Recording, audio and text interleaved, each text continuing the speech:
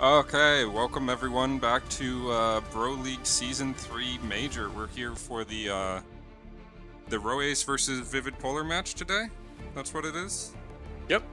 Rho-Aias, Vivid Polar. Yeah, I'm here, I'm Flame, and I'm joined here with Defeat and Hobbs here in the casting booth. Hello. Hello. Yeah, and we've got a match, a really good match on our hands today. Though,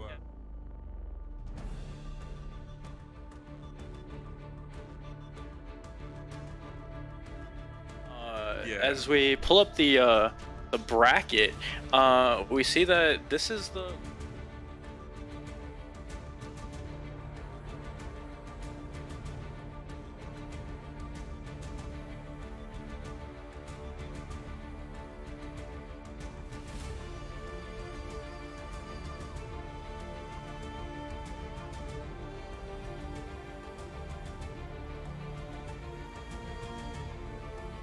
upper bracket. So interested to see who takes that spot and if the winner of this match can go all the way. Yeah, and if they win today, they still have 3 more matches they have to win for the major. Very much so. Could we get the rosters pulled up? Yeah. Yeah, so, Nix is got our telling us two that we are fading in and out. Yeah, so I left us muted at the very... So when I switched to the bracket scene, we were muted at the very beginning of it, so that's on me. But we're good now. They heard most of it. Okay. Yeah. Hobbs works in tech, by the way, if you guys didn't know. Hobbs had a long day, and Hobbs is not very good at streaming, so... Yeah. Okay, so which one do you want to introduce, Defeat?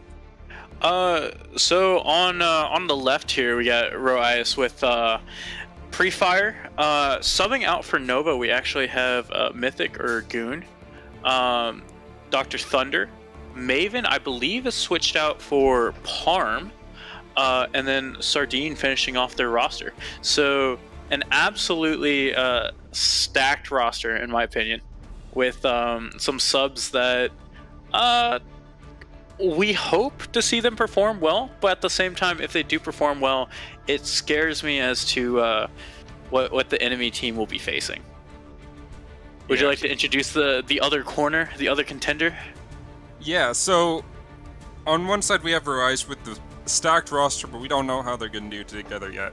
But what we do know is Vivid Polar just runs off how well they play together. They have some of the best, they're always joking in chat and everything. So they're Captain Paladin, they've got Simon, Leo, Bappo, and KKM all on the same roster. It's a really good team, but we just have to see, does it stack up against Rho-Aias today? What I will say is that the thing that the Vivid Polar has in their favor is they have all 5 that actually showed up today. They practiced together, they've been together the whole season, and as you said, they work very well with their teamwork. So if they are going to close it out, it's going to be because Rho-Aias has 2 subs that are trying to fill roles, and I know at least Pre-Fire and Goon tend to play very similar roles. I'm not sure about Parm, but so there might be some competition for operators, might be some competition for roles, a lot of swaps, and Vivid Polar might be able to take advantage of that and come out ahead today. Yeah, and yes, Nix, we are going to keep saying stack. Stacked. You can't stop me. Yeah, Exactly. both teams here. It's like a Jenga tower. But yeah, to be fair, half of Rho is new. So, Thunder joined the roster only recently. Oh yeah. Wow, yeah. I think since they got into the major, compared to this game, 3 or 4 of their teammates are not the ones that they entered the or the playoffs. Major. Yeah. I think Sardine, Nova, Pre-Fire have been there. Yes. I thought Sardine was new. I could be wrong. We're not quite sure. We can pull up the stats later or something. I know for sure Thunder and Maven were swapped out. Yeah. Right. Yeah. But yeah, either way, there's a lot of new players, a lot of new roles to be filling, a lot of swaps that have been made, and so really we can just see how well they mesh on the fly, how well they improvise together as a team, compared to a team that is been together for much longer and hopefully has their coordination down. Yeah, the complete vibe team of Vivid Polar has had all 5 people the entire season. No one's been changed, or no permanent changes at least. Right. They've had some subs occasionally. But yeah. Do we have the map bands ready? We do. We're going to Cafe first. Rose on attack to start. After that, we have Chalet with Club as the decider. Gotcha. So Cafe was Rho-Aias' pick, if I'm not mistaken, and that would be Chalet was Vivid Polar's choice. So because we're going to Cafe first, we're kind of expecting Rho-Aias to take this one already, just because it was their pick. They're going to be comfortable on it. You know, they chose it, and hopefully everyone kind of has talked about what they're doing and how they're going to play that. However, I will say, especially with Cafe, tends to be the most team-oriented map in the entire pool. So it is a little bit questionable that the new team that you know, just kind of got formed is going to be going to the most team oriented map as their pick. So we'll see how that goes. It's going to be interesting for sure. Yeah, and with it being that structured map, out of these 3, Clubhouse is structured, but Cafe has the most expression out of these 3 maps that you can do on it. But Rho-Aias is opting to go attack first on a map that, you know, in the current meta, it's even 3-3 usually, but it does tend to lean a lot more towards the defender side than Chalet. Especially in Burley, I think everything leans defender sided. Yeah. Chalet probably more attacker sided, and then Clubhouse can go, you know, probably defender, but we'll see. Yeah. All right, and it is getting late, so let's get this started in case we end up on Club. Okay. Is my stream working? Oh yeah, it is. Yep. And what bands are we expecting to see here? I would like to see for attack maybe a Finka ban. Maybe, you know, they'll get interesting and do some flank watch bands like a Nomad or a Gridlock. There's a lot of possibility for flanking and roaming on Cafe. And right off the bat, the Finka. I'm not really sure what else they're going to be going for. Maybe a Thatcher. Yeah. I would like to see guess. the Nomad ban. Especially with Rho-Aias here getting the ban. They don't have as much, they may not have as much structure. They're going to be playing super loose and aggressive, so I would like to see that ban come out. No, 100%. I think no, it's going to be a basic Thatcher ban. You know, they could have gotten interesting with it, but not this time. I would like to see a Falk ban here, possibly either a Mirror or Kaid. My personal choice is I do either a Jaeger or Womai ban, so that it's easier to get that Pixel player out. But I doubt we're going to see that. Yeah, and it's just going to be the Mira. Yeah. Mira on top floor especially can be a very difficult person to clear out.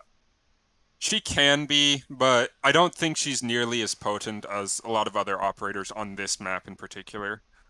But if you don't play her and you don't want to have to deal with her, just get rid of her. And the Vigil ban. Is that targeted? I'm expecting either it's targeted or they're worried about how much they have to clear. Because if I'm not mistaken, that was a Vivid Polar's ban, right? They're worried about how much they're going to have to clear. Especially say they're attacking Kitchen, they want to do a full top-down clear, and Vigil can slow that down a lot. Unlike a Mute or a Mozzie that, you know, only has a specific number of utility that they can put down, Vigil can just constantly be moving, and, you know, every 10 seconds, for 10 seconds, just be hiding from all drones. And so it slows down that clear a lot. and with it being 3 floors that are each massive sizes, it can be a lot to clear out and a very big time waste for the attack. Yeah, and we do know for certain that this Rho-Aias roster is going to be playing a lot more aggressive on their roams when it does get to their defensive side, because they're not as structured together. So that ban plays perfectly into what Vivid Polar wants here. It tends to be with newer rosters that kind of just formed. They end up relying a lot on like single player performance, and if that's the case, then you kind of have to be aggressive, right?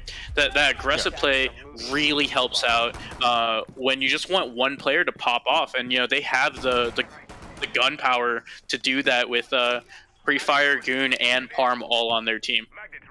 Yeah, and getting into the round here, we're seeing a fairly standard lineup, but we do have this Warden pick, which I like to see here. He's a great utility operator. That has a good ability as well whenever it does get to that late plant time. Sure. But we'll see what happens. They have a bit of a roam going on down here in Train. So I'm actually going to assume that the Warden's playing in Train. I thought he would be playing in Pixel with both the Wamai and the Jaeger supporting him. But Simon's downstairs, looks unsupported roam, just by himself as he's making his way clearing through the white stairs. The attack seems to be just doing the standard take hatches, get on minibar repel, really just open up things and see what presents itself as opportunities arise. Mm-hmm.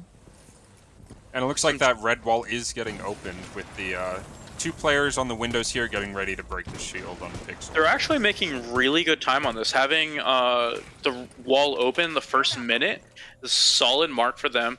They do have to be worried about some of these angles being held by, say, the Jaeger and Freezer, the long angles. But for the most part, they have the control that they need to start executing on this Pixel player.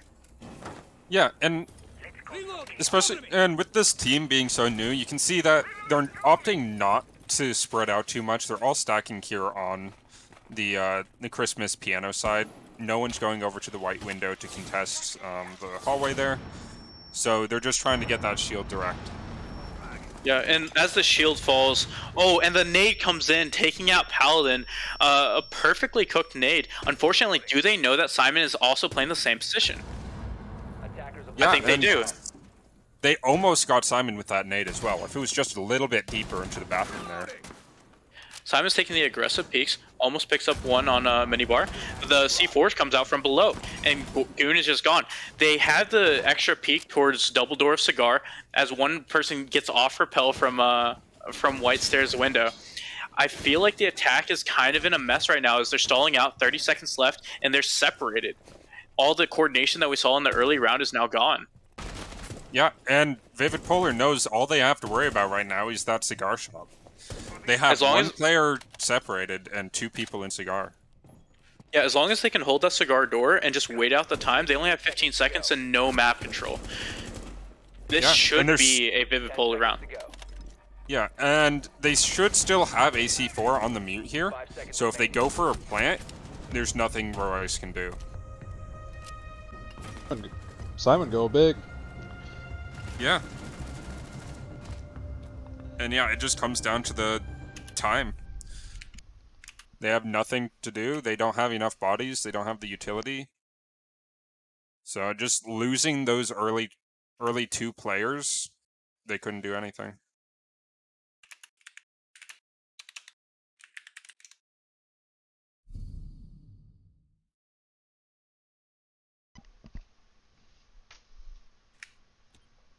Agreed. I think it fell off when they cleared the pixel shield, but were unable to capitalize on the space. Right? They didn't expect to have that second person also playing bathroom, and they didn't use that spare utility to clear him, and thus they weren't able to take into piano. They weren't able to get that control so that they could execute, and that was their downfall. Yeah. And I think that's expected with it being a newer team, with them having less control. And, you know, they stalled out because they didn't really know who was supposed to be doing what, and it was a miscommunication. Yeah, and we're seeing now the kitchen. Here, looks like they're not reinforcing the red wall. I would like to see some head holes on that wall if they're going to set this up correctly. But my friend there, KKM, giving us a little frowny face. So I don't know what's going on. They got a sad face. That's enough. That's all the defense they need. Exactly. Yeah, it looks like Rho-Aias here is trying to push into white pretty quick into that garage door. And they're also worried about fireplace. So they get wide open and they're looking around the white stairs. They're droning around for some room clear. But we'll have to see where they're going to take this.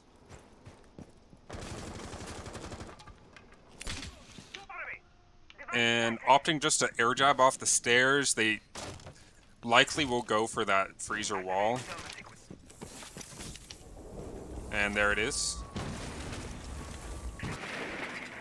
Very interesting white side take. They do have a lot of control in the first minute, though.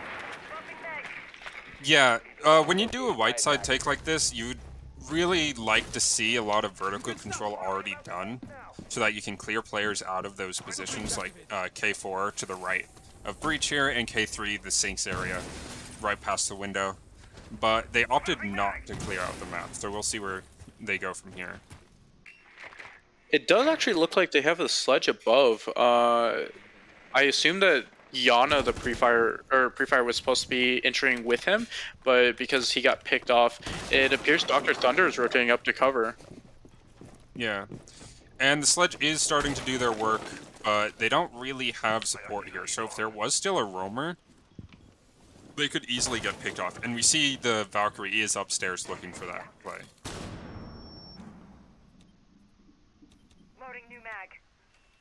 Bad Boy's just flipping camps in sight. I'm not sure I like his positioning here, as his back is to the breach. If someone rushed him, he would be kind of screwed. Ooh. But it's okay. And the Maestro tries to pick off the sledge through the ceiling there, but he gets taken out instead. I think they're aware of this this man by bunker, tucked right side, yeah. But yeah. Paladin is kind of in a suicide spot here. Either he picks up one, or maybe two, and goes massive, or he's just gonna get naded out because he has absolutely no utility protecting him right now. Yeah, but at the same time, without a frag grenade or a buck to open up the center wall there, they don't have anything to take care and of he wins the fight. He swings in and he gets the second one. Yeah. Simon gets the res off. It's back to it is a 2v3. And Vivid Polar looking in a good spot as they just try and push into freezer and Thunder picks up one. the side door. Oh, Rho-Aias going huge. Getting the plant down, but will this mute does not get the fight.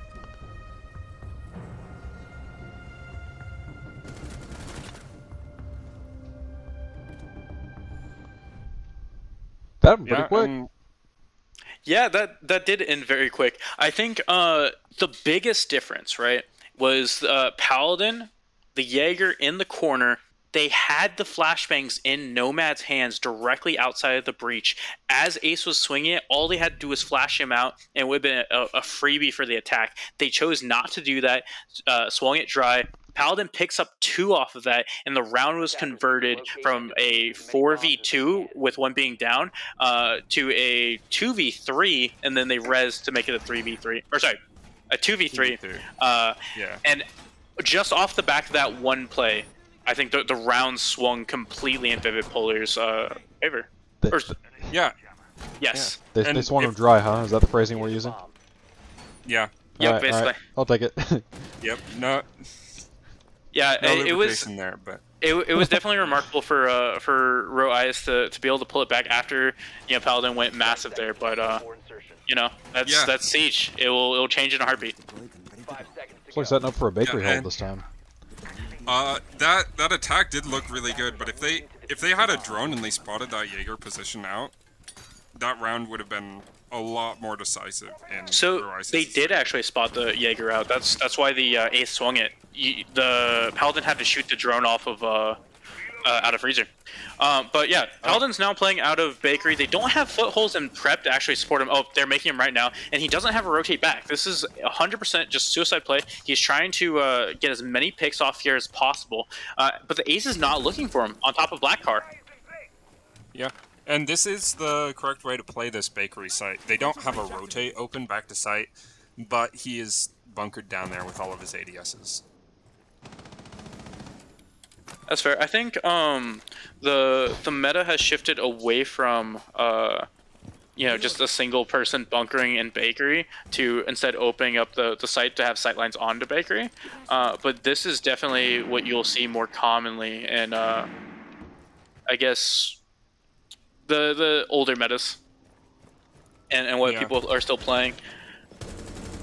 Ooh, and Jaeger runs away just getting his life, or keeping his life. Unfortunately, the wall's electrified, as they are going to have to stall out trying to clear that. They have no vertical presence, as their sledge is currently sitting inside a bakery, and no one is contesting up top. Yeah, and I like the decision just to waste 1 minute, almost a minute and a half of the round, then just dip out of bakery, force the attack to come in and use their utility. I think, however, that they may not need to clear top. They don't have any holes vertically to prevent this plant, as you would want to see. Oh, his feet are going to get picked off here from the man laying in the corner. Oh no. Yes. Oh, they're aware of him as the shots are missed. There's no way they let him get away with this. Oh my gosh. And they do. The wall is soft, and somehow the Maverick hasn't died to the man laying prone in the corner. And A he lot of doesn't even die damage. to the Jaeger. A lot of damage exchanged through that soft wall, oh, Maverick is almost picked off running back out of bakery double door. At this point, I think it's still in defensive favor, as attack doesn't really have the control here. Simon getting picked off on red stairs, or at least downed, should be confirmed here shortly. Unfortunately, it swung from Whiskey and taken out. Trade coming in, and now it's a 4v3 in favor of Rho-Aias. A lot of damage on the attack. I still think it should be defensive favored, as they still have actual space and control. They're just trying to push dry into the site. Yep, and another one is taken out of prep. They have to force this. 10 seconds left. Evil Parm gets one on the flank, and Plant is going down. One is running down brown stairs, so it's only a 1v3 now left in sight. Goes big for one. Second one, hopefully. Unfortunately not, as Sardine picks up the final kill on KKM. Yeah, and it just seemed like Vivid Polar wasn't in position there to stop the plant. They had too many people off-site with no sight lines in. Exactly. Yeah, if you're gonna play up above with a roam, you have to bring someone with impacts or shotgun that can make holes above default plant, above prep, you know, something in train. That way you're actually impacting the round, assuming they get that wall open, assuming that your teammates in sight begin to die, right? If they aren't trying to clear you, then there's no reason to be up top if you can't impact the round. You're just leaving your team in a 3v5, a 4v5. And they had the option to with the mute. I know they didn't have shotgun, but they did have a C4 upstairs. They could have opened those holes instead of pushing down red, where they had no sightline, and just tried to contest small bake.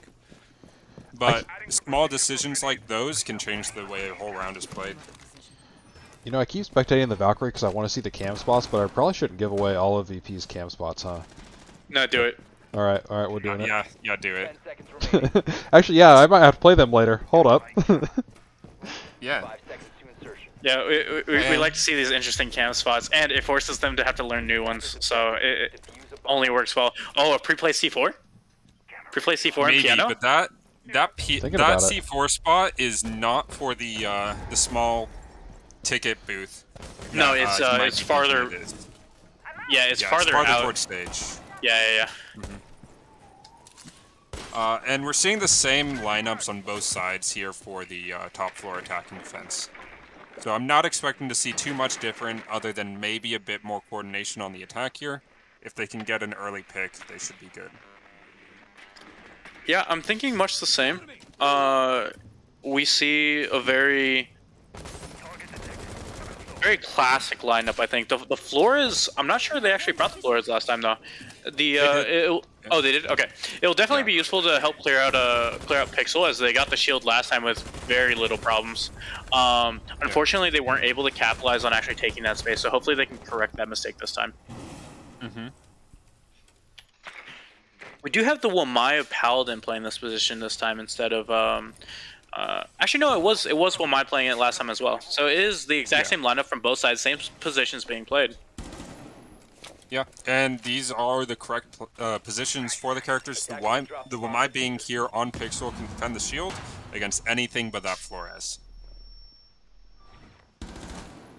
That bit of debris getting in his way, he's not able to see the head. Oh, that nade. It's very close. And it misses the door. That's a head! And he doesn't shoot it as Paladin shoots him through the couch. Yeah, oh, but the white repel here across from bathroom gets the player. And now they have full white control of stacks. That's very true. I already like this more because they have piano control now, and they actually have people taking that space. As long as they can hold... And the person on the white repel is already taken as they're re-swinging back into Pixel. They have lost all the control that they had just fought for. Yeah, but they lose it again. Or they get it back. This is going back and forth for site control as one team is swinging for it and the other team's traded. And just like that, it's over in favor of Rho-Aias as just gunfights ring out across the map and they win. Yeah. Surprising seeing Vivid Polar there opting not to try and fall back downstairs, play their C4s that they still had active. They were still trying to contest the ground that they really couldn't with the man count being 4-3. Yeah, I agree with getting the pick on the window, like white pick for sure. I think that after that they probably should have fallen back a little bit, you know, given up that space and use the C4s because there wasn't really a need to push back up white, other than just, you know, cause mayhem and make them concerned. No Valkyrie this time. And no, we're seeing a mix-up for the defense here. The attack is still the exact same by the looks of it, but they're opting for the Bandit instead of Mute and the Capcan instead of Valkyrie. Ooh, they're choosing to double up on Flank Watch, as both Parm and Sardine are going to be playing Flank Watch specific operators.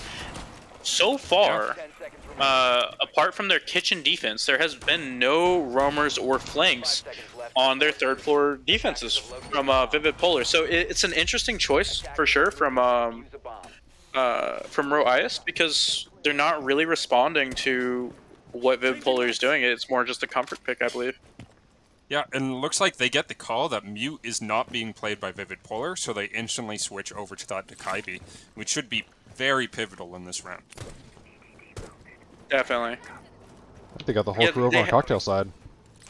They're definitely switching towards a cocktail, and now we see why they brought double flank watch. Because on a cocktail take, the biggest thing that you're playing for is the retake, and both Nomad and Gridlock shut it down for a swift retake.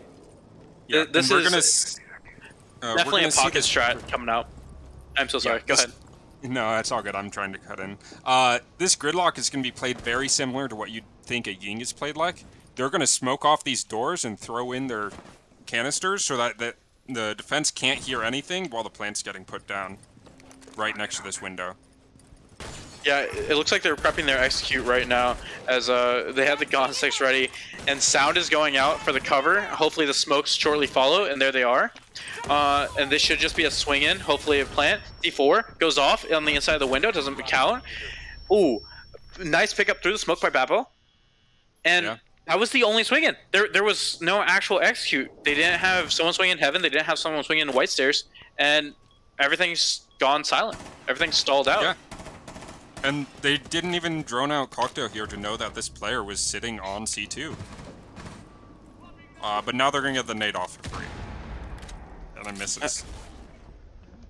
A lot of damage done to Bappo. Paladin gets downed across the map, but neither one of them confirmed, and there's a good chance that they're able to pick up Paladin again. And the attack here is in a 4v2, but they don't know that, and soon it's going to be a 4v3 here. Maybe. Yep, it will. Unfortunately, the attack has already used almost all of their utilities, so now they're just relying on gun skill as Pre-Fire picks up a really nice shot in the Pixel. Sardine picks up one in Cocktail, and he's about to run into the Capcan trap here in Bathroom if he's not careful. But Goon picks up the last one as Paladin goes down behind Bar, just jumping in Skylight and winning the gunfight. This is very impressive stuff by Rho-Aias, as they're just, even utility down and execute failed, they're just being able to fall back on their gun skill and out-frag their enemies. Yeah. They're making mistakes, but they're capitalizing on the mistakes of Vivid Polar at the same time. 100%.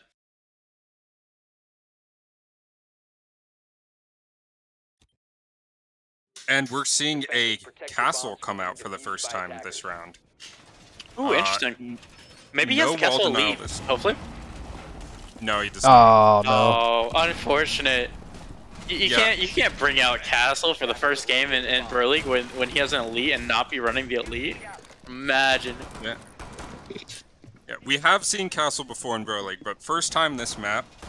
And there's some good places you can play it, but putting them on these exterior windows can be iffy when the sledge is available for the attacking side, as we see it get picked up by Parm. Yeah, I feel like the utility is kind of gonna fall very quickly, especially with it being on the outside. If I was Rho-Aias, I would actually switch to a fuse because they're just giving you free access to fuse the site without them being able to do anything for you, like anything against you.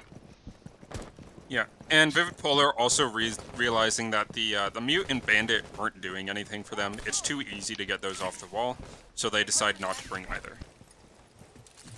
Yeah, absolutely no denial. Simon's still playing that Warden, and then they still have double nade denial, which I definitely agree with, as it assists with anyone playing, you know, those hard to clear areas like Pixel, Bathroom, you know, C2. Yeah. A long drone throw from Parm to get a bottom white cam so he can repel on piano windows on the south. And the attack is moving swiftly as they're opening up a red wall and appearing to go back into their classic take from piano. What does scare me here, right, is that this is Vivid Polar's 4th or 5th attempt on top floor. They've only played Kitchen one time. Oh, that. And I don't think any other site has been played. So I think it's 5 attempts on top floor, with only 1 winning. That's not a good ratio. And it also means that they haven't really practiced the other sites on this map, which is very concerning. Yeah, they did play Kitchen twice, if I remember correctly.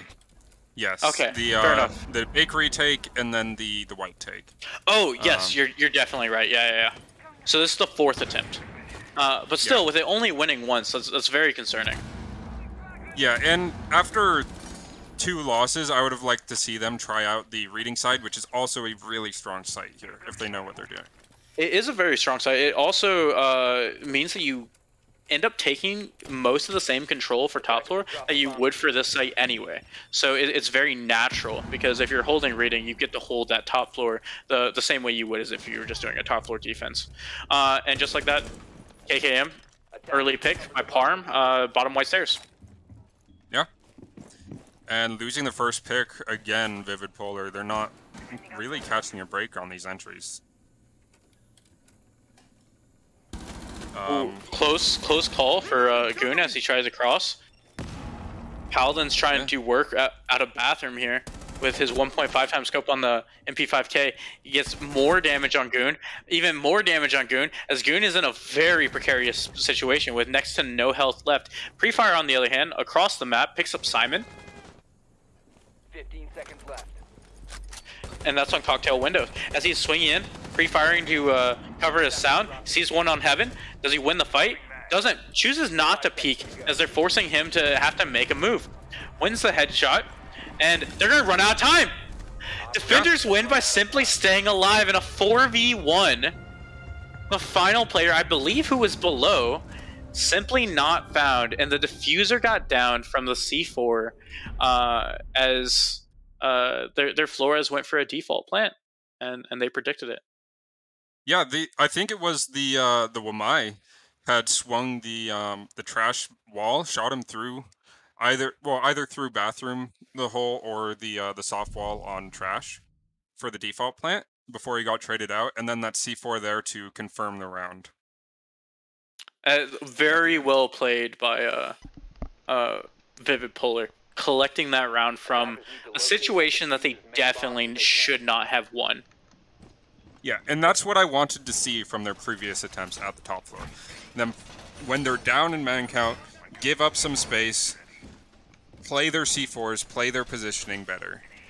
And they did it. 100%. I think, Hey, Defeat, you see the Maestro headgear? See what he's wearing? yes.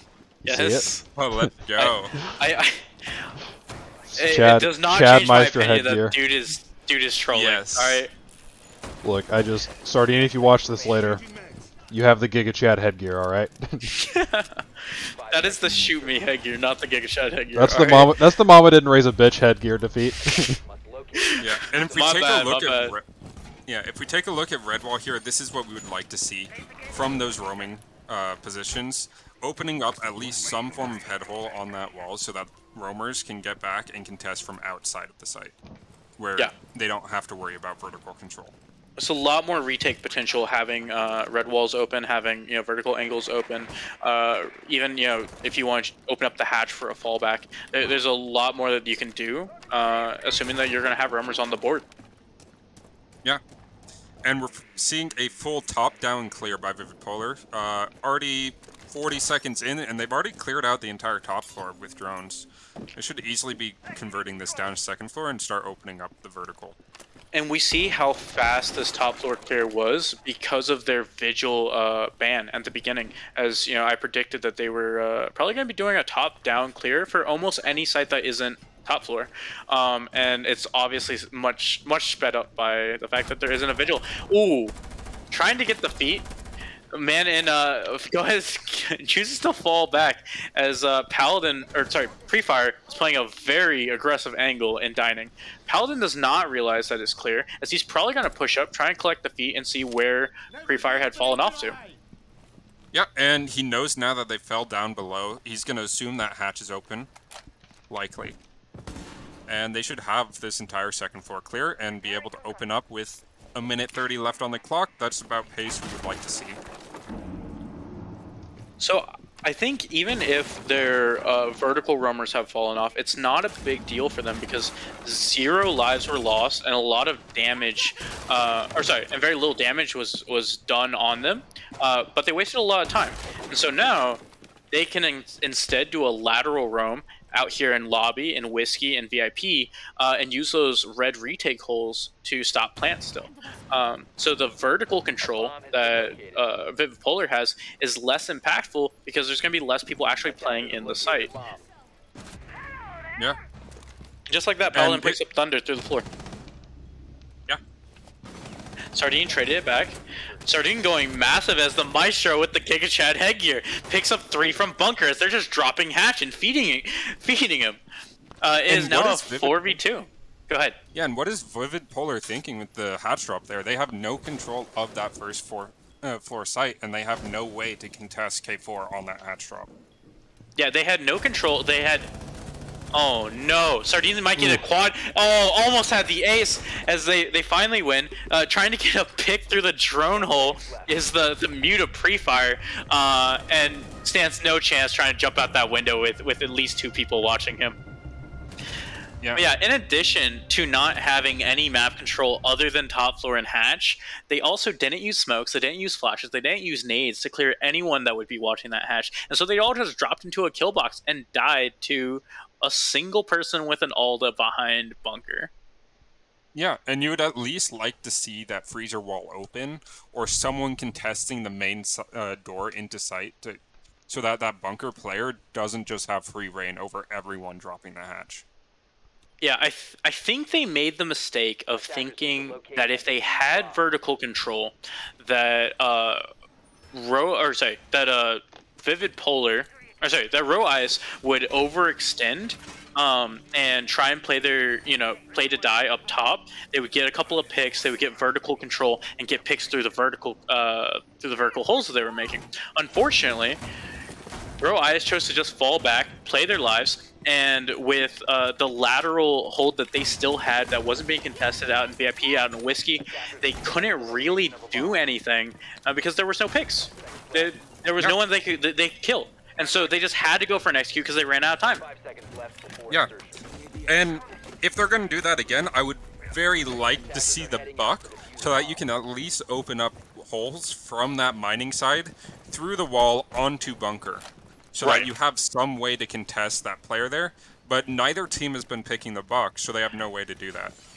I mean, they technically still had a Jackal? yeah, you can do it with a Cook Nade or the Zofia, is what I was thinking. Because with the Zofia, you can just shoot the impact through and it opens up the same hole. But they just chose not to use it, or they don't know about it. Yeah. Anyway, sorry. Top floor defense for Rho-Aias. They are bringing the smoke that was not brought by Vivid Polar when they were playing the same site. Still double nade denial, choosing to bring the Thunderbird instead of a Warden, and then an Aruni for extra utility burn. Yeah, and just like that, Parm is picked off early by Leonidas. Just spamming through the white window, it looks like, the white stairs window onto AC. I think that was the guy that was playing Pixel by shooting through white stairs window. Yeah. Very nasty angle. Oh, and the skylight. No. Oh, that could have been Hatch as well. Either way, someone got picked off on the roof by peeking something that they did not know what they were looking for. Yeah, and now we have the smoke playing inside a bathroom now, with no support. Oh no, he has fallen back over to Freezer.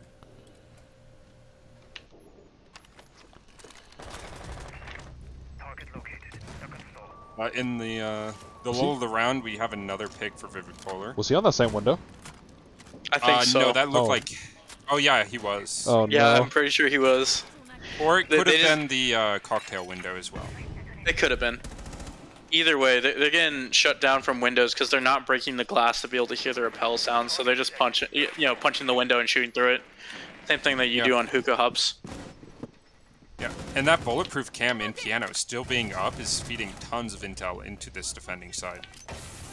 But they're not able to use it in a 2v4. So attack has all the man advantage that they could use. The question is, can they convert it with 44 seconds? They should be able to. As a 4v1, Simon picks off Goon. Yeah, and 40 seconds is plenty of time for the attack to convert here. And they do. Definitely. Simon just walking into Freezer, picking up the final kill onto Thunder, who appears to just be overwhelmed, trying to check all of his angles, and not really knowing where the next one's going to be lurking. Yeah, and there was nowhere safe for him to stand in that entire top floor. The overwatch by the attacking, they had the Skylight player, they had a player in piano, the player pushing into Freezer, and likely the last one was near default or Cigar, so there was nowhere safe. Yeah, 100%. I'm liking what I'm seeing out of Vivid Polar on this back half.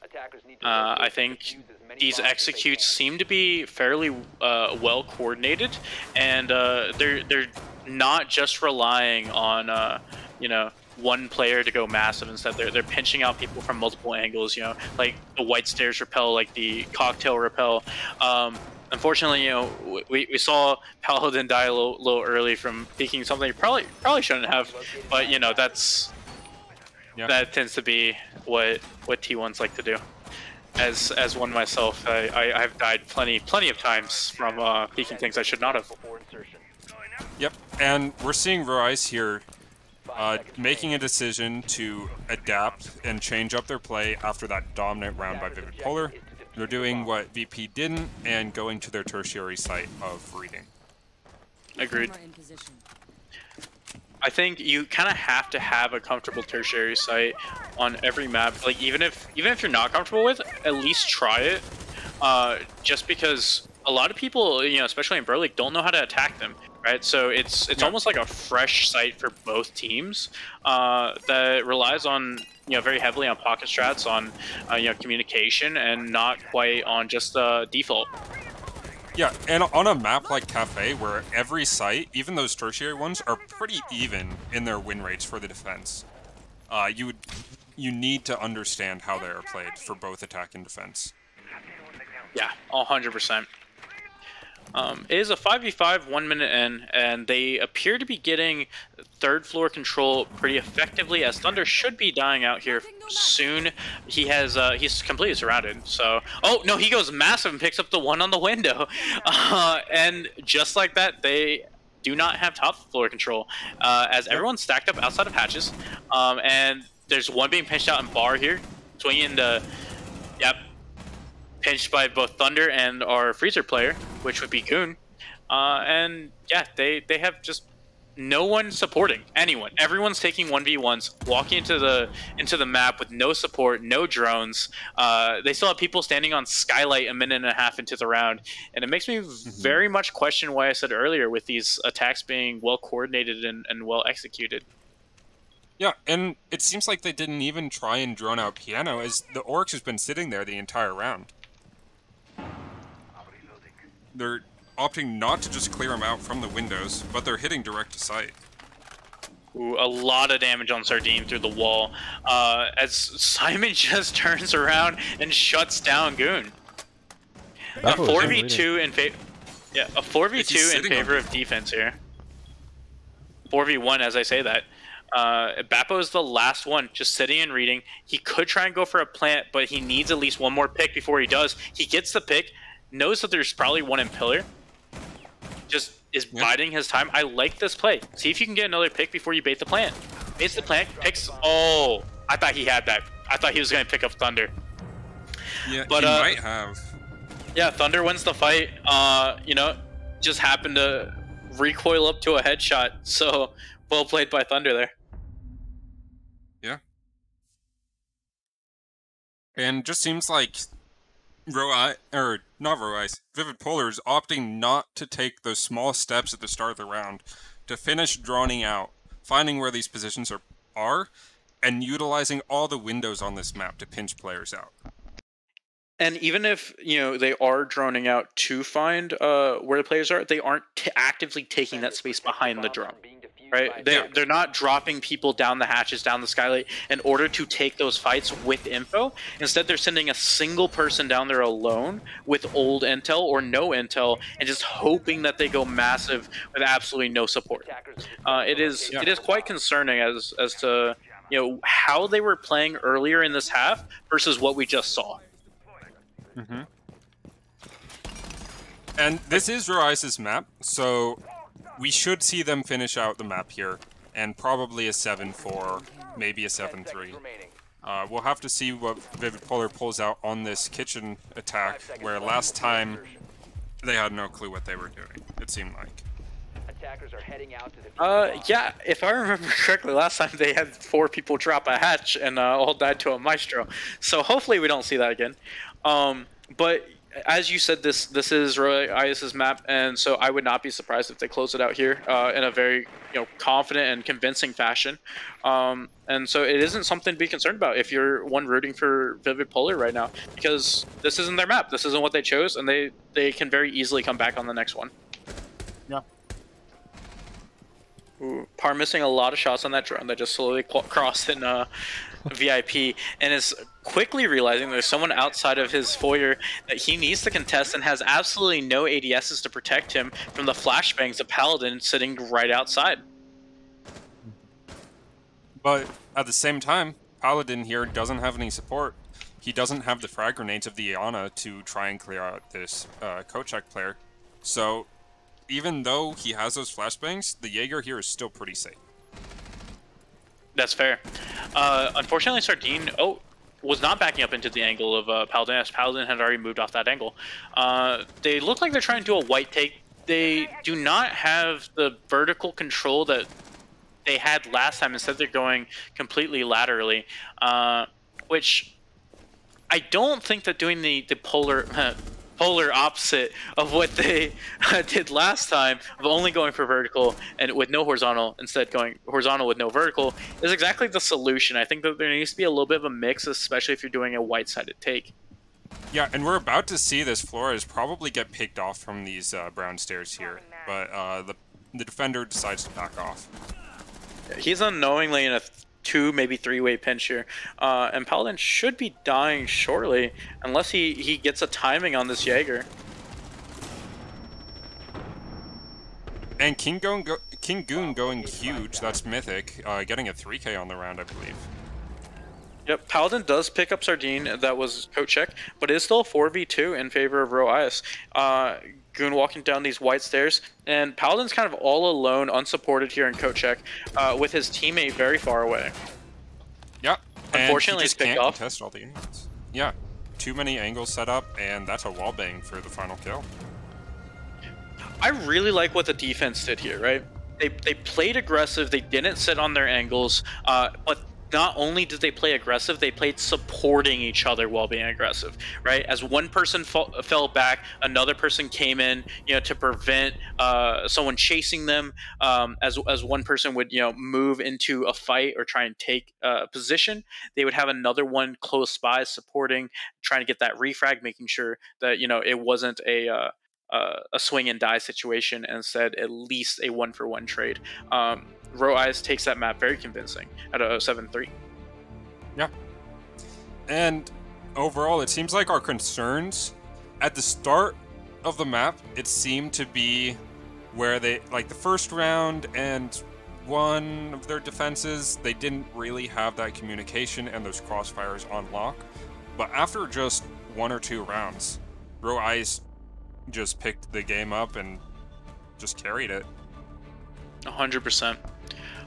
So if I'm not mistaken, we're going to be taking a quick break as, people grab something to drink, go to the bathroom, and we will come back to find a chalet game, which will be Vivid Polar's map, and we'll see how, if they can take it, if they can bring this to a decider, or if they lose it and, Rho-Aias moves on in the bracket.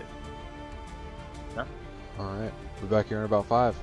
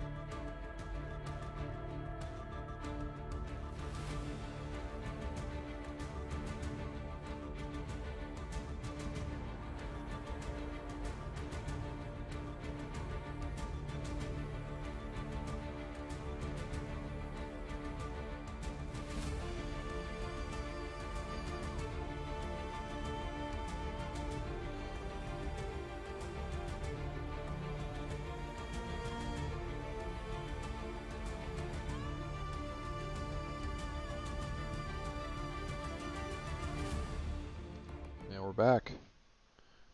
Okay, welcome back, everyone. We're getting ready for Map 2. Map 1 was a fairly decisive victory by Rho-Aias, picking it up 7-3, I believe. Is Yep, that right? as their map, they took it very convincingly 7-3. After that, switch halfway through, doing a 4-2, they kind of ran away with it on the back half. Yeah, and now we get to go over to Vivid Polar's map pick. So hopefully they have something planned here and they can pull it out so that they can get to Map 3. They're starting here on attack on their map, so we should probably be seeing Rho-Aias banning away the Thatcher or the Finca here if they're going to keep up what And they there's did the last Thatcher. map.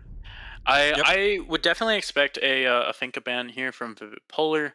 I believe that's what they banned last time anyway, so it makes sense. And there it is, Finca. For defense, I wouldn't be surprised to see a Vigil ban again. But for the most part, I think either a Kaid ban or maybe a Valkyrie. maybe a Valkyrie. A Mira but it's a instead. Mira. There's So going very back to what they did few last Mira spots that you can use on this map, unfortunately. What are the good spots? There's So quite a few. library for sure you on. Yeah, library. Sites. You can do the kill box wall facing towards Moss. You can play it downstairs in basement. It's great for the game site, and it's even good inside of Red Hall of Kitchen. You can have it facing towards dining on that soft wall, so that once the breach gets opened, you can still contest from that you're Red right. Hall. That is smart. Okay, so I was mistaken. There's a couple of good mirror spots. I personally just don't like them. I feel like they get shot out too quickly nowadays. Yeah, they do. Hey. And we see a change up in the bans. Last round, who did they ban? They banned the Vigil, but now they have the Wumai ban by Rho-Aias. Interesting. Who had banned Mira last round.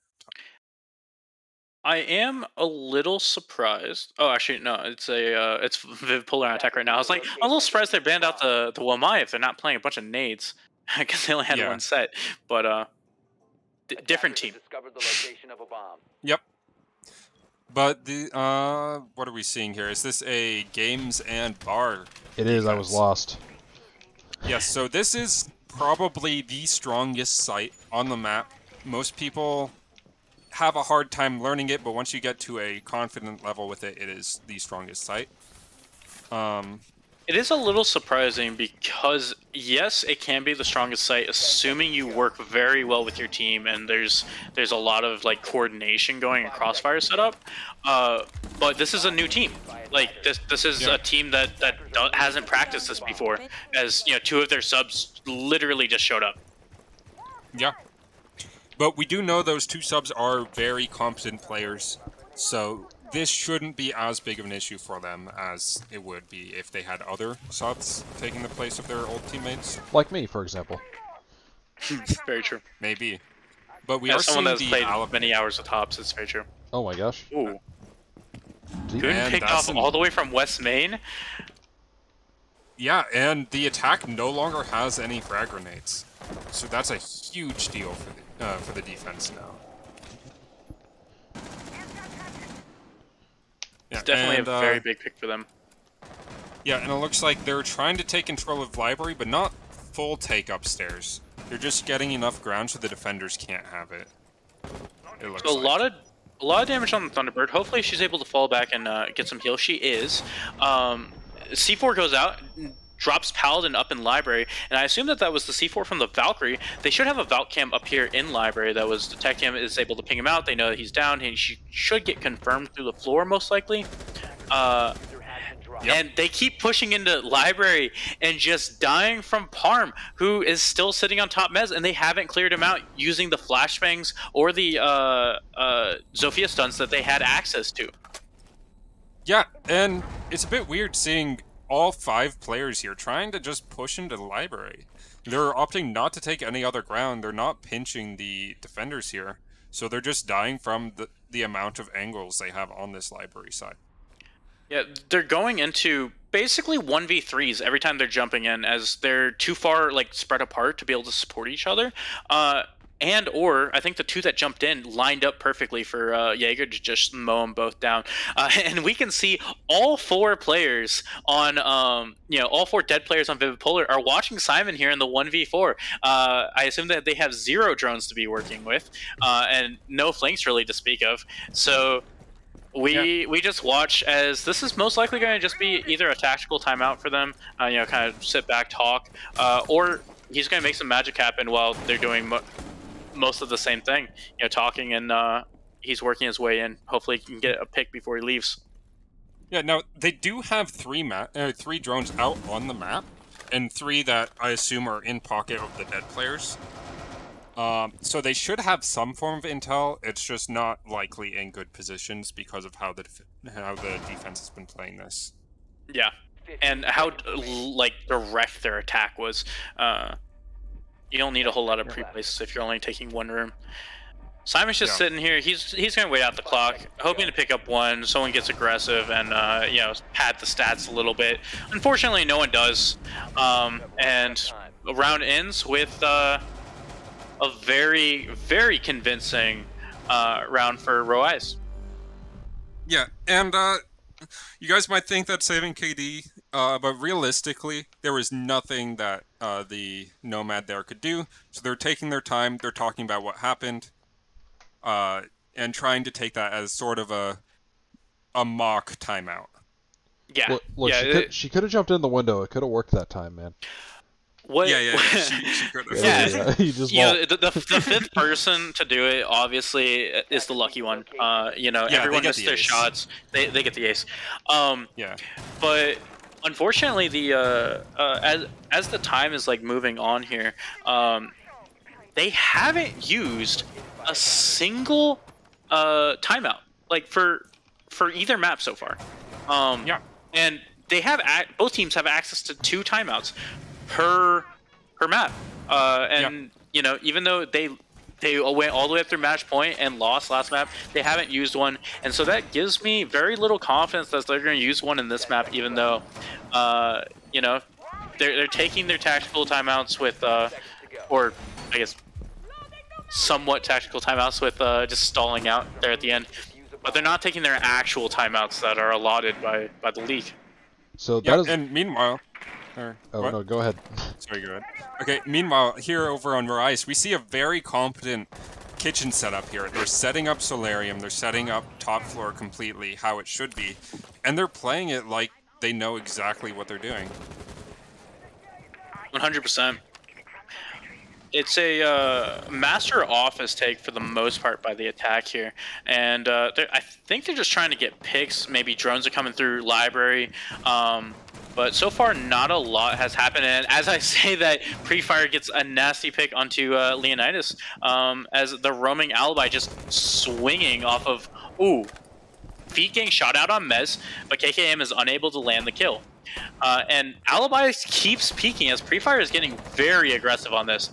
Getting shot out from double window and wins the fight as he swings double window from Mez. They're still on library balcony, but he has done enough damage that they're terrified to peek him. As I say that, he is shot down from outside of K9 window. Unfortunately, traded out. Does get the kill confirmed though, which already this round is better than the last because at least they have 1 kill on the board. They did have 1 kill last round as well, but it did not come as early. Yeah. Oh, okay, fair enough. But it's looking like a repeat of last round with at least Bappo is inside the map this time, unlike Simon for the most part of last round. That is true. He is in the map. He has defuse. This could be a clutch. Of all the guns you want to be taking into a clutch, the AK-12 is a really solid option, and Ace is a very good operator that can open up a lot of sight angles. He tries the knife peek. He knifes for the toggle. He's gaming now. Yeah. He's gaming. He's gaming. He has walls now. Going for the pre-fire on no one in games whatsoever. Probably some faulty intel on his team or just sound bugs. It's most likely one above. Oh, there is one in games now. There is a player. Yes, I think they just came down blue stairs. About to peek, wins the gunfight. That was Goon off the board. Bappo has a 1v3 Frost Mets and Malusi jammers preventing his clean entry into sight. He will get the wall not open Nope, because it's they have a muted. mute jammer. And this is looking very grim for him. They have both vertical angles and some very scuffed, over the bomb chassis angles and through the wall angles. There's no hope for him as that round ends. Yeah, and this is exactly what we were expecting to see last map from the side of Rho-Aias. They're playing really spread out, but together, and they're playing off those refrags. They're getting aggressive, stopping the attackers from getting inside the map. Hobbs, can you bring up the scoreboard real quick? I I can. had someone in chat saying great ace. Okay, yeah, no one ace. Yeah. Oh, I think they were talking about the Ace, the operator. operator. Yeah, okay, Oh. fair enough. Yeah, so chat, this is Vivid Polar's map, so we would be hoping that they were doing a little bit better, but it's just a slow start. It's attack.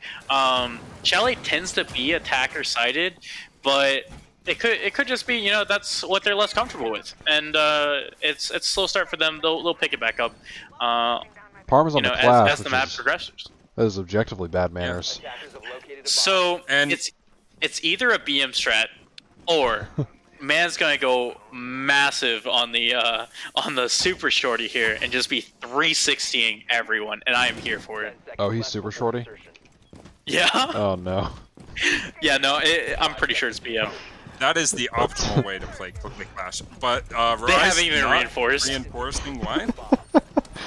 They haven't even They're just pinging it out like, what should we do here? Do they have the hatch open or no? It's soft It's right soft. It's soft and closed. Okay, they just opened it. now. Oh, okay, that is good. That hatch should be open for the defense to be able to play that dining. Yeah, that area. way you can deny plant and retake much easier. Paladin's here just waiting for the peek from Sardine. Sardine's very confident with these jiggles that he's trying to get towards Trench. The clash on, it's like, here, let me help you out, let me get some intel for you, and decides, you know what, no, I'm actually just going to super shorty this drone. Yeah. And no. Free That's Fire the opening one taps Paladin with the Deagle on just the most confident peek towards Fridge. Goon and- traded out by Simon. Go ahead. The only way that could have been more disrespectful is if it was the Cade pocket sniper, because Mythic very much likes his. Oh no, that's Paladin. Never mind. Yeah.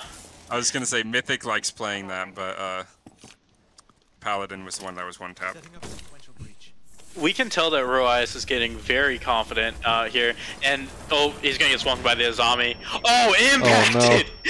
As Bappo goes down to the impact, it's gonna get electrified to death by the shield of Clash, and Free Fire is just in Boiler. Oh, And it's the he one gets tap on another. Leonidas, and this is all going south for Vivid Polar, as they are just so disrespectful in this server right now. Absolutely wiping the lobby. And Rho-Aias just playing together everywhere they go. They have 2 or 3 bodies. They're gathering intel before they make their peaks, and they're playing correctly. Yeah, Vivid they're- Polar just yeah. They're playing for the trades. They're playing for the double peaks. They get intel with the clash before they swing. This is very impressive play from Rho-Aias. Yeah. And it seems like we're probably gonna have a short series on our hands, unfortunately, based on how the teams are playing right now.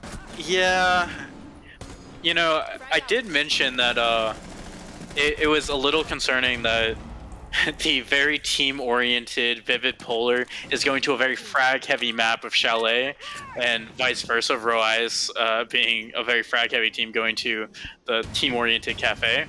So this was already... Ooh, KKM getting one through the wall, downed. There's no chance he makes this, unless they all swing him. Yeah, with the clash on the board, it's over. Yeah. Super shorty? Oh, Super Shorty? Super No! Shorty? No! No!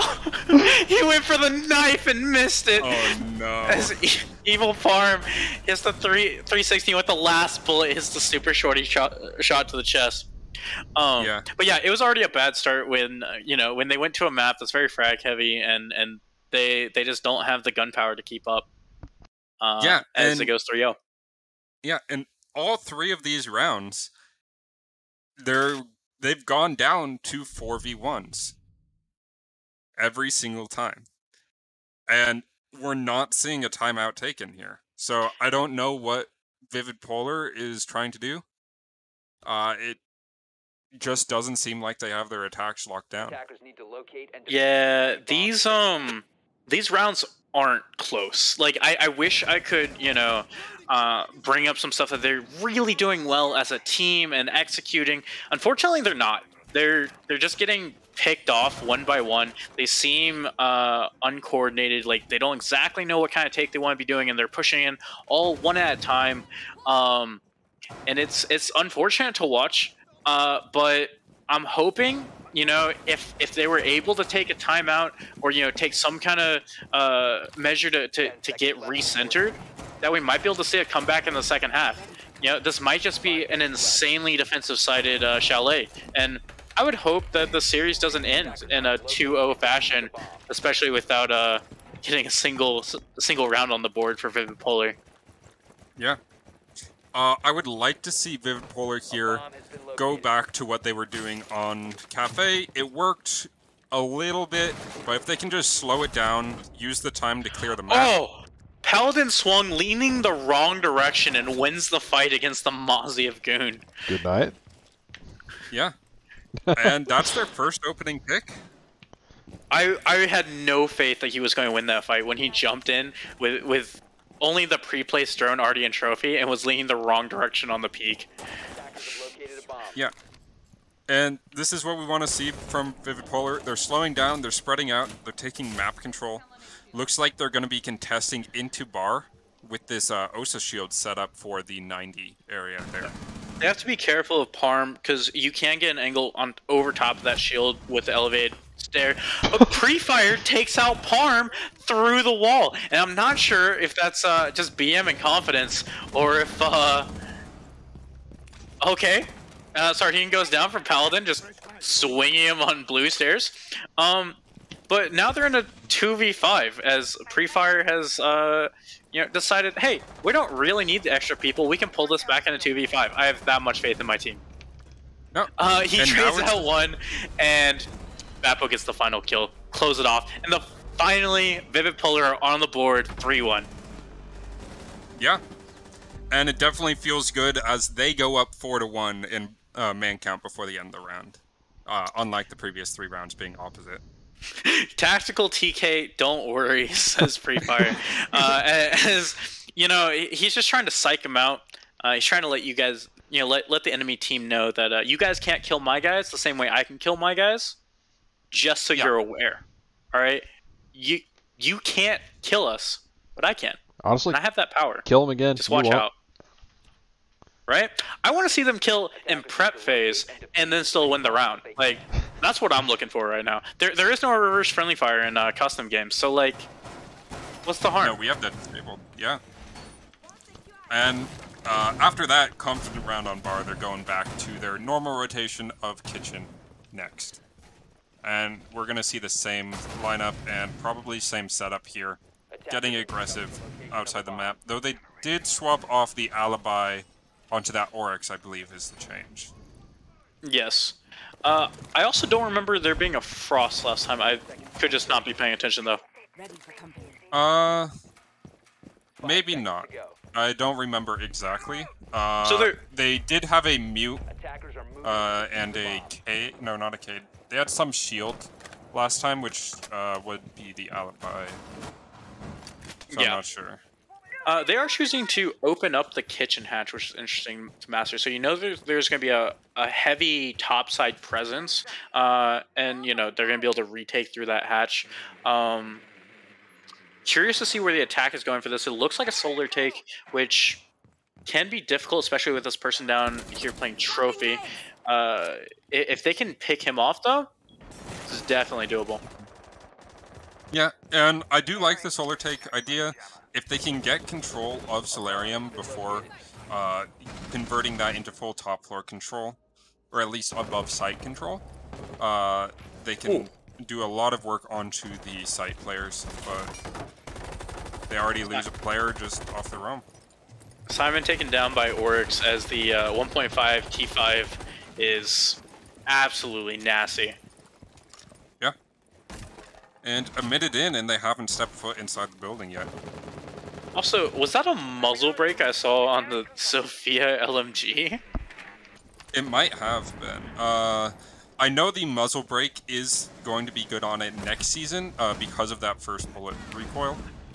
Pre-Fire just swings the top floor solar windows, wins the gunfight. Goon is traded out across the map. And Paladins... Vivid Polar itself is going massive as they're collecting kills in both Trophy and what appeared to be West Main. Is now a 3v2 in favor of Vivid Polar. Parm takes a lot of damage, and we may be seeing a comeback as Paladin is very close to executing on site here. Yeah, but they still have a lot of ground to take, and these positions by the defenders are really good to stop this plant inside of Kitchen. But with the OSHA shield going down, they should be safe if they can destroy that C4. And he has a second shield ready. A lot of damage. Oh, and Evil Parm is picked off. Last one collected and dining is Thunder on that Frost. And that was another very convincing round by Vivid Polar. And I think that whatever it was, you know, no timeout necessary, whatever it was, they appear to have it fixed. And they seem to actually be dominating on their map once again. And it's going to be a much closer game than I had thought it was originally. Yeah, and I think the biggest difference is coming off those first two rounds, they decided to start splitting up and taking more angles so that they can contest these players. And of course, the third round, they didn't win the picks. But following up that, they at least traded some of those early round picks and they were able to find control. Yeah, I completely agree. Because the only people that died on that last round were the people that Pre-Fire just swung angles he should not be swinging and won the gunfights anyway. Apart from that, every fight that Vivid Polar was taking appeared to be supported by either intel or by someone close enough that they're able to refrag. That shift onto the OSA definitely helped them as they were able to gather that intel on the people in dining before taking the fights from Trophy and from Red Hall. So I really like the change that they're making here. Yeah, and Rho-Aias opting to go back to the bar side, which they are 1-1 on. But I would have liked to see them pull out that clash strat on basement again because of how dominant it was. That would have been great to see again. It also helped that Pre-Fire was just nasty with the Deagle. Yes. There is a Ying in this lobby. There is a Ying in this lobby. In the hands of Paladin. He may just drone this out and jump in. Oh, no. He realizes that there's way too much utility here to try and go for a rush plant, as I think that they're choosing to instead do a library mez take. Yeah, you see him rotate off that window. He's like, there's way too much stuff here. I can't do anything. I personally don't like opening that window. I feel like it just invites jump outs on you. But, ooh, might get a pick here. Just mistimed. That would be Mythic on the Valkyrie there trying to take the spawn peak. Yep. Smartly chooses to fall off of it as they're watching his window. Yeah. And now the attack is converted into a full kitchen take where they're trying to get control of that 90 mudroom hallway down to blue and convert that into bar. Attackers have dropped the bomb. And Mythic is forced to fall off as, both Trophy, Kitchen, and West Main are all lost. And he realizes, all right, I either need to make them chase me or I need to fall back to site. And he's just gonna wait to see if they chase him or not. They do have the Nomad on the board, so I'm hoping that instead of chasing him, a long fight lands with absolutely nothing as Paladin's LMG sings through the site but collects no frags. A little bit of damage traded on both sides. It got healed back up by the under. But the Orcs get too aggressive here. For the most part, Orcs pushes up, guys to the other LMG-ish SMG of Bappo, and many angles unfortunately picked off as he stands up over the shield trying to pre-fire the man and connector door, and a lot of damage on the defense, hoping that they can get some heals from these Thunderbirds before they continue the round. Yeah, just aiming slightly too low off that Osa shield to get those picks. Oh! And Paladin going big as he just flashes out connector, runs in, takes the fight, wins both, and now it's the lurk of Goon on the backside that the entire round rested in the hands of that. He chose to fall off anyway, though. I was really hoping he went massive on the backside. You know, got 2 or 3 of them. Plants going down. They are forced into a retake situation. One lower, one upper. Upper got taken out. I assume through the floor as he was looking on the hatch. Goon does pick up 1. He pick up 2. Tries to hit the flick. Is able to hit the body shots, but not able to convert that to a kill. Yeah. So LMG is just too good. He found that plant just a little bit too late. Right? If he had just sprinted through basement, you know, obviously hindsight, but if he had sprinted through basement as soon as he fell off West Main, he kills that planter, there's a chance he wins the round.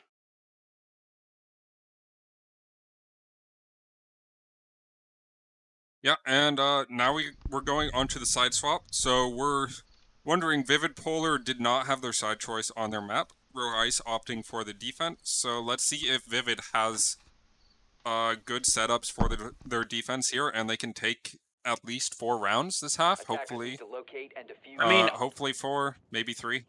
I'm hoping that they do, because this is their map choice. You know, like, you would expect them to have good setups for their own map choice.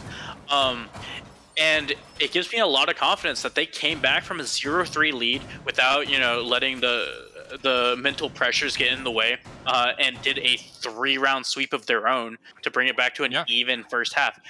I think there's a chance Rho-Aias was getting a little too confident, especially with that 3rd round. They were going, you know, the Deagle 1 taps and the Clash, super shorty, you know, all the BM. They got a little overconfident, started swinging things that they shouldn't have, and lost too many players. If they can tone that back, bring it back into a more structured gameplay, they also have a very good chance of winning this map. Yeah, and we're seeing a very standard lineup here by Vivid Polar. This setup is what you'd normally see in Ranked, except for that Solarium wall has head holes, which is a lot stronger than reinforcing both, because you can contest the area from inside of the closet. There are only 2 nades going out very early, collecting 0 utility and 0 people. Yeah, that is unfortunate. Either. Yeah. You know, they call him pre-fire. I guess he's pre-firing nades, not bullets, and collecting nothing off them. So it's an interesting choice from him. Not one I would have taken. Yeah, and they're just getting control of the library here. It seems like they're going to be going for that kill box wall right next to the K9 window. So we'll see how they plan to get control of this mezzanine area once they get into library. While they're all 4 stacked up on this side with pre-fire off on master window. For sure. He's waiting for that trench run out, as they're very slowly droning out library. They do have 1 person already in, but he's just waiting for the all clear before he pushes up. There doesn't appear to be anyone contesting him. That drone should have spotted that by now, and yeah, he takes the space. They should have mez control. Most of the people are stacked up in piano, so if they can just hold piano, then they have time and space to work for opening up breach wall. Yeah. And how are they going to get this wall open? There is a Cade on the board, so they might not be able to get it from below if they place those Cade claws in certain spots. Pre-fire, early pick through the bathroom window onto the Jaeger that I think was just crossing through that like tight angle in piano. So very nice headshot on his part. Either that or he was swinging bathroom. They do have the Soph that impacted below the wall, and they're trying to get the Cade Claw. He's having some trouble finding it, and he's very worried about, you know, roamers peeking him. In the meantime, Pre-Fire gets another off a bathroom window as he's just holding this tiny pixel towards piano and hoping that people swing him. And it looks like another one's going to swing him from Solar here in just a second if he continues to hold. Yeah, but they still haven't found that Cade Claw off the wall. So they're just going to bum rush into piano by the looks of it. Oh. Ooh, that was smart. He baits the shots, knows where he's at, and swings off of it. Paladin's downed by Pre-Fire, and he's gotten 3 kills outside the same bathroom window, completely unpunished on the balcony that we call suicide. Yeah. And Pre-fire hits the wall bang as the man's crossing back to close out the round. Oh. Yeah, they don't know where the plant's going down, so he clean. throws his C4 in the wrong spot, pops it early, and that's the round. Yeah, very well very well executed by Rho-Aias, as just a lot of single plays, especially like that, that bathroom window plant that he just kind of stuck it, that just wasn't punished. They kept trying to swing it, but they were swinging it 1v1. They were swinging very predictable angles, and they were just no support, no utility to help them, and no other angles. So they very easily could have just backed off, given him that bathroom window, given him the angles that you can get off the bathroom window, and only waited until he started pushing sight to swing him. But they didn't, and the round's over. Yeah, they really had no reason to try and contest him. They knew if he tried to jump in that window, they can get him. Easy. 100%. But I am loving this adaptation by Vivid Polar, bringing out the Echo. I would have liked to see this pick last map when they were playing for those late round adjustments. When they kept losing people early, they could have played late, had those Echo drones to stop the plants, but we're finally seeing it come out here on Chalet. So also, they switched, Vivid Polar switched over to a castle, and is castling that, outside balcony windows. I personally don't think that has a huge amount of effect, because, you can still just punch them down. They don't really have the C4s necessary to, C4 someone that's punching off the barricade. So really, it's not going to do a whole lot other than maybe time delay. But with the castle barricade being nerfed down to 9 hits, it's not that much time delay. Legitimately. Yeah, but the attack isn't bringing sledge, so it is still a little bit of time here and there, and you do get a lot more notice on that those windows are going to be opened. Harm, the Nook spotted by a cam, something you don't expect to see all the time. As he's pushing in not solo. Okay, he's choosing to deviate off of Pre-Fire, who's also pushing in the same area of West Main, and I think they know that someone's on main stairs, and they don't realize that. Oh, this might be a nade through the floor right here. Nope, they're too far. They realize someone's on main stairs, but don't realize that he's too far up for any of those shots to be hitting. Yeah, Pre-Fire's first nade did find a little bit of damage onto both Paladin and KKM by the looks of it, but they did not find anything else. Meanwhile, this solar wall is open, and they're able to contest sight from these windows and hopefully push in for a plant on that bathroom wall. Ooh, Pre-Fire does pick up one on Simon. I think that was through the holes in the floor as Simon was trying to contest. One thing that I'm definitely noticing is both Yana and Nook are just kind of chucking out their nades really early in the round with no intel. Paladin does pick up one on the Pre-Fire and Solar. But they're just pre-firing their nades, no intel, and not really getting much damage or use out of the nades in general. I wish that they would hold them a little longer for the execute, and once they actually have intel on where people are. But it's a choice that they're making for sure. Thunder is taking KKM in the fight and just wins as they're pushing into sight. Thunder, the god tier T5 entry. He is unaware of the one in office and somehow dies. Okay, I was gonna say somehow. Yeah, last round. Vivid Polar just being a little bit too aggressive, not covering for each other, and lose those trades late in the round. So Rho-Aias just takes advantage, clears all of them out. Yeah, that was a pretty solid entry. Yeah. I'm so sorry, my mic got unplugged. I don't know when that happened. Not that long ago, just at the end of the round. Oh, okay, fair enough. Yeah. But we're seeing the kitchen dining come out. Paladin here opting for the pulse, so we should be seeing a lot of vertical play, countering the sledge trying to open up above sight. As they have three C4s on the board with Decayed, Capcan, and Pulse, so we should be seeing a lot of action on that front. I think the pulse can be very useful right off the start of the round. mostly just seeing which side they're attacking from. You know, if it's going to be a solar side take or if it's going to be a live side take. Because whichever side you're not seeing, you know they're on the other one. So the pulse is going to be effective right off the bat, and once he is aware of what side, then he can rotate over there, you know, in games or in trophy to try and get those C4s to the ground. Yeah. Attackers must locate and defuse a bomb. And we will have to wait to see what the attack is opting to start their assault on here. It is looking like It's looking like a split, honestly. Evenly. Yeah, Yeah. it looks like a you know, 3 cliffside going master. No, actually, it looks like they're going to be going for K9 and Balk. There's going to be a Mez take for the most part, Yes. I think. Yeah.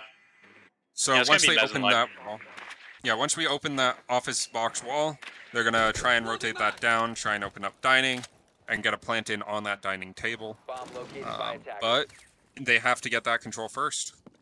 Yeah, it's a very difficult plant to pull off, actually. For the most part, you end up just needing to frag out because it's hard to fight those angles, and you kind of just, like, the defense has to peek you, so Yeah. one side dies or the other. It just tends to be how it goes. Ooh, Yeah. It is very close very fight here on Simon against the suicide window of Piano. Yeah, and as you were saying, this setup for the attack here is very simple and straightforward, but you do have to win your gunfights for it to work. 100%. Yeah, they seem to have a good top presence here, and it looks like the attack is just going to be pushing double door Piano. They don't really have any canine presence here on the office door or the pinch. They do have one on bathroom window that's going to be cutting off the cross through solar, and we're hoping that if, you know, they can scare them off a master, that the bathroom window pre-fire can hit them as they're running away. Yeah. Now the attack here has opened up that office wall, so they can look deep into the master side area, and they do get the early pick off of it onto Simon, as all of top floor is lost for the defense. And Capcan is able to fall back, getting a lot of damage as 2 people hit Capcan traps. Yeah, and we do see Pulse uses C4 for a lot of damage as well onto Oh, pre-fire. that was the sledge? I believe. And Yeah. pre-fire was the Capcan trap. Oh, okay. Oh, Leonidas almost picked off from trophy stairs as he gets a little too aggressive, trying to look up through the holes in the floor there. Drone going out, hoping to either collect utility or just prevent the flank back up solar. And Paladin is sitting here in a bit of a rat corner, his back against the window, hoping that they don't drone him. And we're going to see what happens with him. Yeah, They and do they're have playing, breach wall open. Go ahead. Yeah, they are playing the correct positions to try and deny this area. However, they now have lost that rotate between kitchen and dining with the shield on it due to the vertical play. So they are falling back a little bit too far to really contest a plant right now. And, ooh, the rat angle on top of the hatch catches a defuse. Diffuser's down. Paladin picks up another one, and it looks like defense is going to win this just on time. 5 seconds left. Thunder picks up 1. Can he pick up 2? Unfortunately not. But either way, it would have just been padding stats. Defense had won that as soon as Diffuser goes down because they didn't drone the guy on hatch. They didn't realize hatch wasn't open and that someone could be sitting there. And defense even had the Maestro that fell all the way down to the basement because he still had Maestro cams up. You know, at first I was very concerned with KKM constantly like running back and forth in West Main across that doorway that Paladin was trying to hold in front of the breach. And I was like, oh, he's going to die? But he finally chose fall down West Main stairs, get into a safe place so he can use his cams. And at that point, you know, attack had very little options other than just jump into the breach. Yeah, and that's Vivid Polar picking up their first round on the defensive half after a 3-3 split. So we'll see them go back. Or did they do bar and games before, or are they going there for the first time? No, Barn Games was their. Actually, they went top floor, then something. I think then they kitchen. went I think top it was, floor twice. Yeah, it was top floor twice, then kitchen. So this is the first time they're going bar gaming. Yeah. And we're seeing the Maestro again with his wonderful LMG on defense, and the Mozzie this time to try and clear up some of that drone play that Rho-Aias has been doing. I like this lineup. I think that having both the the Maestro, the Frost, and the Capcan, it's going to prevent that rush. You know, you have a lot, just too many traps. And it's also going to cause a very slow clear, as they have to drone out where all those Capcan traps are, where all the Mozzie pests are, and so it gives a lot of time towards the defense that attack has to waste. Yeah, and meanwhile, at the same time, the attack could also just opt not to drone and walk in with their guns up. That appears to be what they're doing right now, as they just have 0 people on drone.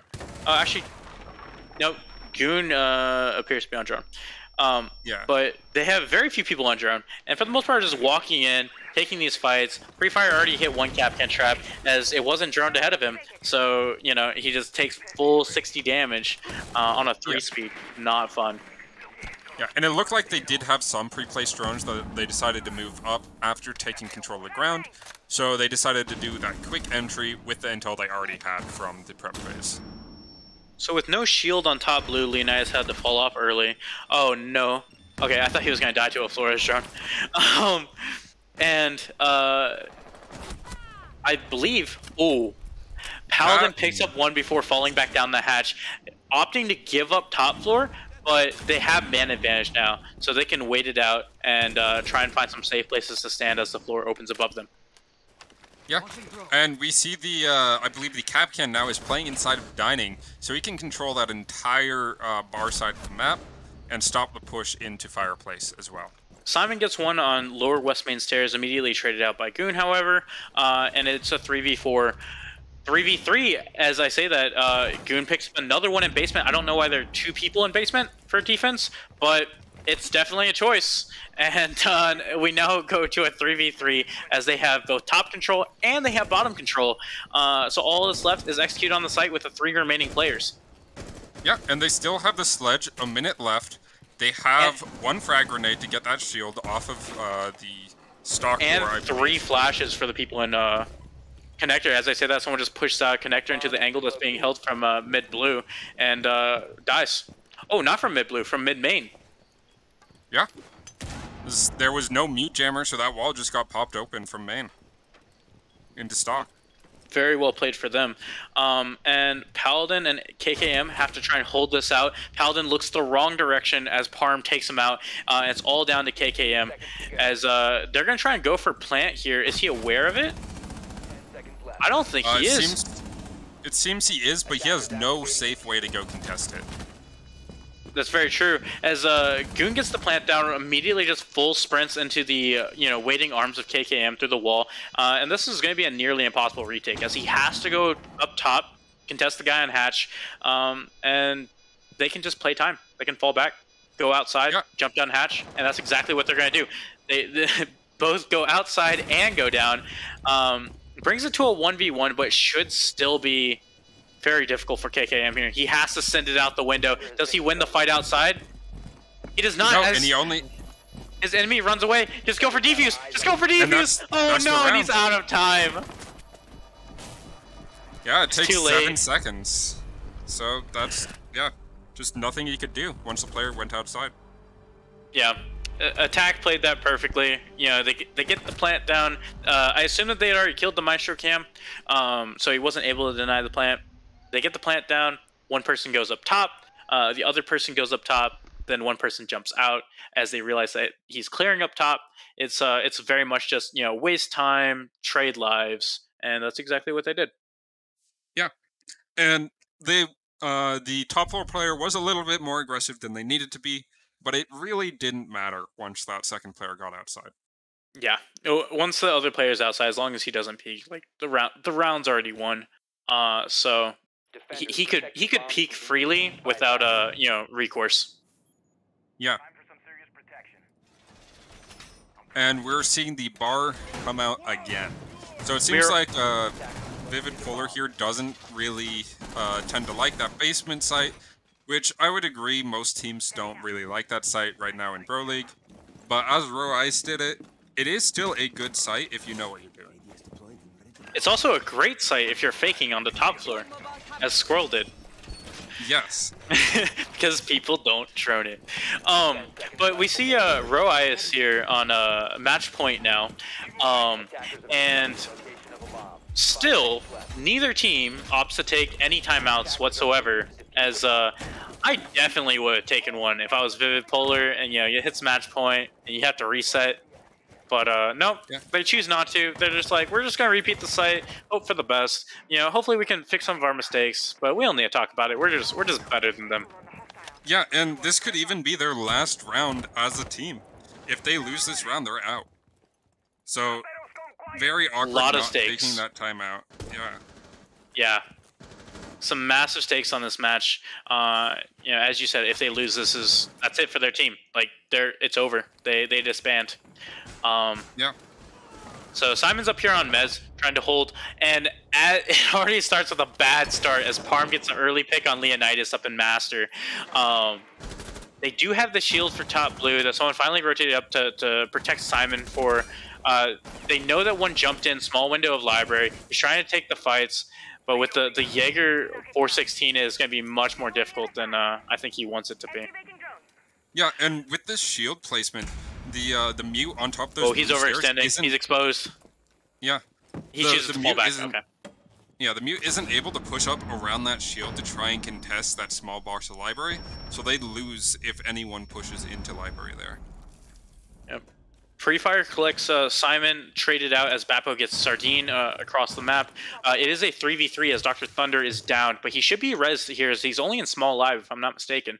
And this round itself is very close. Yeah. Can still go either way as we see the what players that going down main. One is going down the blue stairs. We're gonna see it pinched out with a vertical destruction by the sledge above. And it's down on Paladin, and at that point it's a 4v2. It is almost certain attack takes this. Unless he swings looking the wrong direction and hasn't cleared connector, Pre-Fire goes down to Bappo, who's just been chilling in connector this whole time. He is exposed to fireplace, unfortunately, but isn't capitalized on, as both Maestro and Bappo are just waiting in sight, trying to prevent this plant or dying. Yep. Thunder's very low on health. Go ahead. Luckily for Rho-Aias, that player that did push into gaming there did not have a kit. I almost thought they did, but their ace was the one going down main, and now he's safe in 90. But he gets a free pick. The only safe place he can play in connector gets Flores drawn, so he has to move. Exposed, and Goon takes him out. It is a 1v3. The only person left is Maestro. He does have a cam that can stop this, but was too late. Was too late, as he thought he knew where the plant was going down on half wall and was just wrong. Does not know about the one on main stairs, and just like that, Vivid Polar is done. Their run as a team is done, and Rho-Aias moves on in the bracket.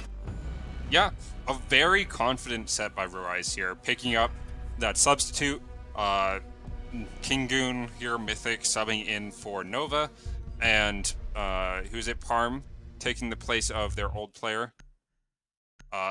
They're both showed up today. Free Fire, of course, topping that leaderboard, as he always does. 15-9, a great performance by him. Yeah, very aggressive. He does die a lot, but he gets more picks than he loses. So helps his team out a lot. Hobbs, if you could bring up the bracket, we can go ahead and talk about how that moves things around. Oh yeah.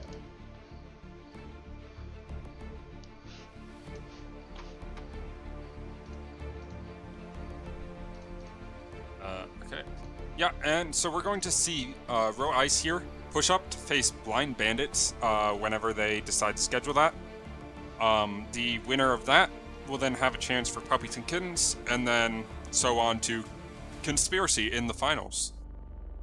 Yeah, it's going to be a long road ahead for Rho-Aias if they want to try and make it all the way back to the finals. Claim glory. But really, it's going to be a long road for Blind Bandits or them, because no matter who wins that, has to go up against Puppies and Kittens and win again in order to make it to the finals. It's quite the run that someone's going to have to make in the losers bracket to be able to come out on top here, especially since the final is a best of 3 with already a 1 map advantage for Conspiracy. So they need to win a single map out of 2 in order to win the entire thing. Oh, we're doing a one map advantage as well. Yeah, last I heard is a one map advantage in a best of 3, and that's crazy to me. Yeah, that is very scary for anyone going up this this losers bracket run, as they have to win 2 maps in a row against Team Conspiracy. They need to actually win 2 matches and then 2 maps. It is one hell of a run if you want to come from the losers bracket and top the league. Yeah, now it is still doable for any of these 3 teams left in the losers bracket, but as we've seen, Team Conspiracy already taking out Night Owls, Rho-Aias, and Puppies and Kittens in their winners run. So it's going to be a tough task for any of these 3 teams, who 2 of them have already lost against Conspiracy here. Yeah, very much agreed. Rho-Aias really wants that rematch, as Conspiracy was the ones that sent them to the losers bracket, and they came in first seed.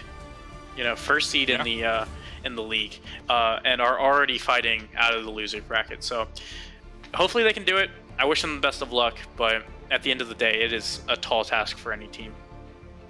Yeah, and today first seed takes out second seed in the second elim of the bracket, or no, the second elim. Because Night Owls was the first elim. Yeah. All right. Well, with that, I think we can close out. Thank you guys for watching, and thank you, Flame and Hobbs, for casting with me. Yeah, it was a fun game to watch. Just a lot more structure, it seemed like, on the side of Rho-Aias, or at least winning their gunfights. Yeah. Very much so. Hobbs for hosting. Good night, Bro League. Hugs and kisses.